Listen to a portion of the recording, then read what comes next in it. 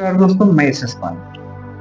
दोस्तों, मानव के जीवन में सुख दुख तो लगा ही रहता है, लेकिन सबसे ज्यादा तकलीफ या दुख कब होता है, आज हम आपको एक कहानी के माध्यम से समझाएंगे। दोस्तों, एक बार की बात है, एक राजमहल की नौकरानी थी और उसका एक छोटा बच्चा था। दोनों वहीं काम करते थे। बच्चा खेलता रहता था, काम क्या करता था। एक दिन उस बच्चे को एक चमकदार वस्तु मिलती है। वो उसको देखता है, पाता है खेलते हुए, उठा के लाके माँ को देता है। माँ तो समझ जाती है कोई जरूर बेशकीमती वस्तु है जो मेरे बच्चे के हाथ लगी है। माँ ने सोचा अगर इसके सामने हम डिस्कशन करेंगे कि बेटा ये बहुत कीमती चीज है, तो बच्चा हो सकता है कल की डेट में राजमहल में कहीं किसी और के सामने मुंह खोल दे और फिर मुझसे ये वापस सामान मांगा जाए। तो बच्चे से छिपाने के लिए उस औरत ने उस चमकदार वस्तु को बाहर फेंक देती है, ऐसे ही कचड़े में। फिर थोड़ी देर में बच्चा भी खेलने में मस्त हो जाता है। फिर वो औरत जाती है, उस वस्तु को उठा लेती है। फिर वो लेकर दौड़ी दौड़ी भागी भागी सोनार की दुकान पर जाती है, ज्वेलरी शॉप पर जाती है। वहां उस वस्तु को दिखाती है, कहती है कि हमें लगता है ये हीरा है और हमें पैसे की बहुत सख्त आवश्यकता है। मैं इस हीरे का क्या करूंगी, तो आप मुझे इसके एवरेज में जो भी इसका बनता है हमें पैसे दे दीजिए, ये हीरा आप रख लीजिए। एक आदमी सारी क्रियाकलाप को बहुत गौर से देख रहा था कि वो बच्चे ने इसको दिया, इसने बाहर फेंका, फिर ये उठाती है और ज्वेलरी शॉप पर ले जाती है। वो धीरे धीरे इसका पीछा करता है कि देखते हैं ये है क्या और जाती कहाँ है।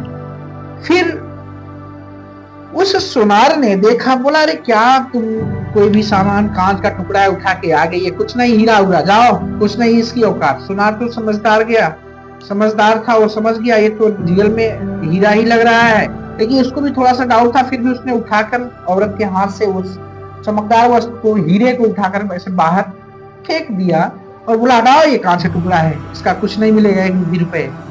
वो औरत मायूस होकर राजमहल लौट जाती, अपने कामकाज में लग जाती है। फिर वो सुनार जो था, दुकानदार, वो पहुंचता, उस हीरे के टुकड़े को उठाता है। उसे भी थोड़ा सा डाउट था कि हम इसको जौहरी के पास ले, जो इसको तराशता है, जो आभूषणों को तराशता है, उसको किसका सच में ज्ञान होगा। वो उठाता है उस टुकड़े को और जौहरी के पास जाता है और जौहरी को दिखाता है, देखो ये हीरे का टुकड़ा है और इसके एवरेज में जो भी पैसा बनता है आप मुझे पैसा दे दीजिए।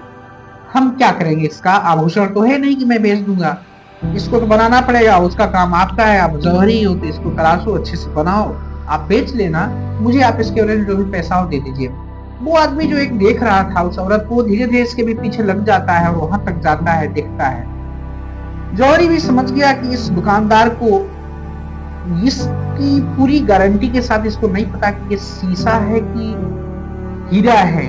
वो जौहरी जो होता है वो भी उठाता है उस हीरे के टुकड़े को, उठाकर वो भी ऐसे ही डस्टबिन के पास फेंक देता है। क्या क्या है यार, कांच का टुकड़ा तुम उठा लाए, ये हीरा थोड़ी ना है। बोला नहीं, ये हीरा हो सकता। बोला हीरा हो सकता, मैं जौहरी हूँ, तुम सिर्फ दुकानदार हो, सामानों को बेचते हो, बने बनाए सामानों को, बनाता तो मैं हूं ना, तो मुझे जानकारी होगी इसकी। तो वो भी सुनार दबे मन से लौट आता है। जैसे वो लौटता है वैसे ही वो जौहरी है उस हीरे के पास जाता है, देखता तो वो हीरा कई भागों में टूट जाता है, टूटा हुआ गिरा रहता है। वो उठाता है सारे टुकड़ों को, फिर आता है। फिर जो आदमी पीछा कर रहा था वो आता है, पूछता है यार ये प्रोसेस में, ये कई प्रोसेस से होकर आपके पास तक ये वस्तु पहुंची है, आखिर में ये क्या है। वो आदमी उसी वस्तु से, दरअसल हीरे से पूछता है। अब यहाँ पे आप ये तर्क मत लगाइएगा कि हीरा से कैसे पूछता है, कहानी का आप मोटिव समझिएगा।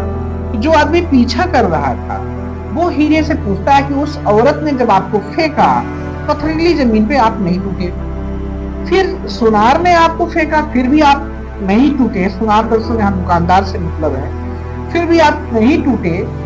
लेकिन जैसे ही जौहरी साहब ने आपको जमीन पर फेंका और सॉफ्ट प्लेस पे फेंका, बहुत हार्ड प्लेस भी नहीं था, तो आप टूट गए। क्यों, आखिर में ऐसा कारण क्या है। तो हीरा बोलता है, दोस्त, जब उस औरत ने मुझे फेंका तो उसे मेरे बारे में कुछ ज्ञान नहीं था, इसलिए मुझे दुख नहीं हुआ, मैं नहीं।